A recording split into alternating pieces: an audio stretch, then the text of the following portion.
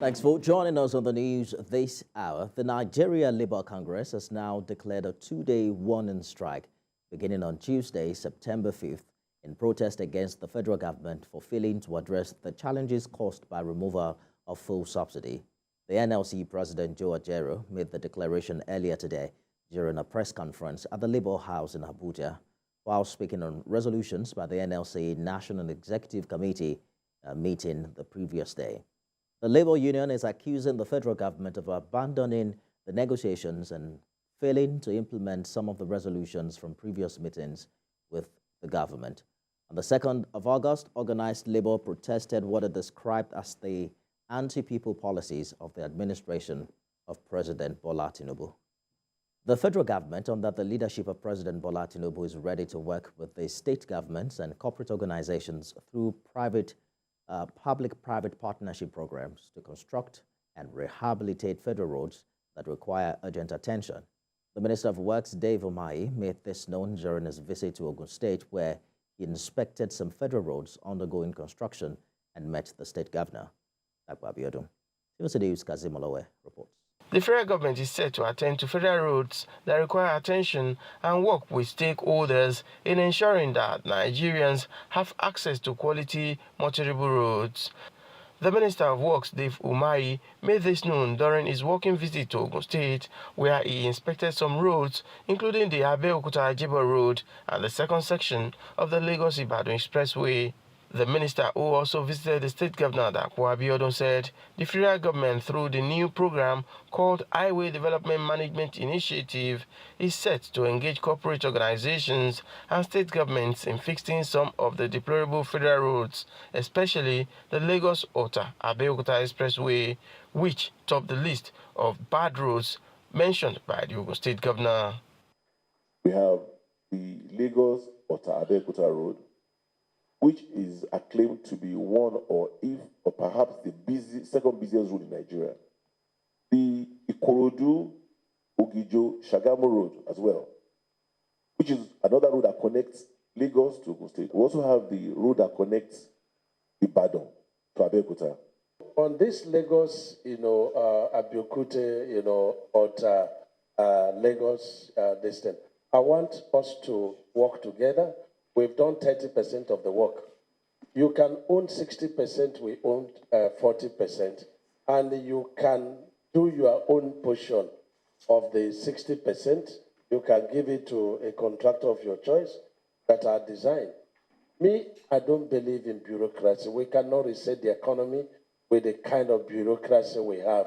Speaking on other federal roads that are undergoing reconstruction in the state, the minister said the Ikorodu-Shagamu remains about 8 kilometers to be completed. The reconstruction of Abeokuta Ajaero Road or to Osa Road in Ogun State. The job is ongoing, about 21%, but we are going to redesign the remaining portion to be on concrete.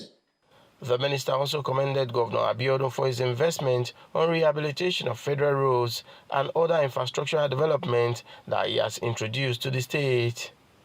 Kazimolowe, TVC News, Abeokuta.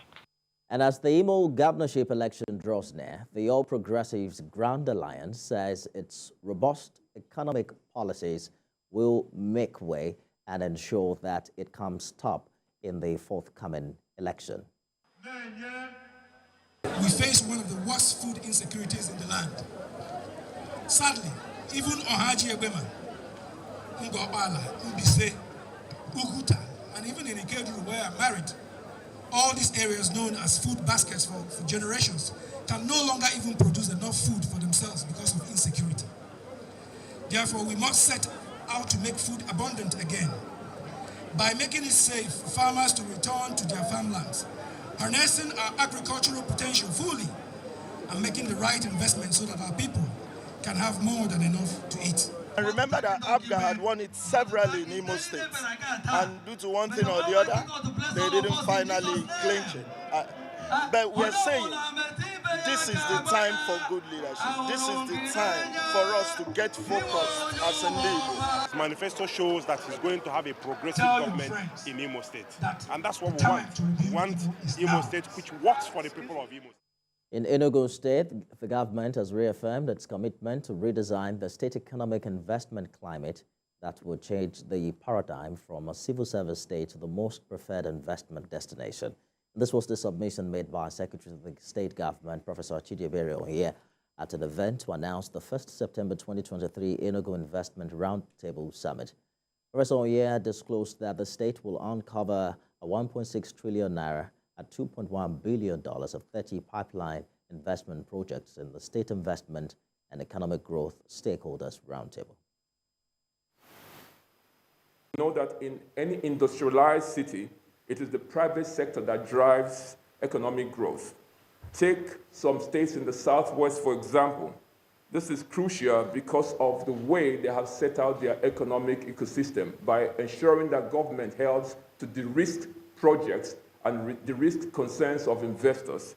The private sector, as the operator, will help us in creating wealth for the people of Enugu, and because they're able to carry large-scale projects globally. We want to see that replicated in Enugu State. We expect that this roundtable discussion will help the state identify critical policy interventions and measures needed to ensure that we provide a conducive business environment for private investors to come to Enugu State. Investors will not bring in their money simply because you have told them to come. There are certain risk factors that determine they're coming to an environment. Zamfara State Governor Dauda Lawal has ordered security agencies in the state to dislodge all bandit camps and hideouts.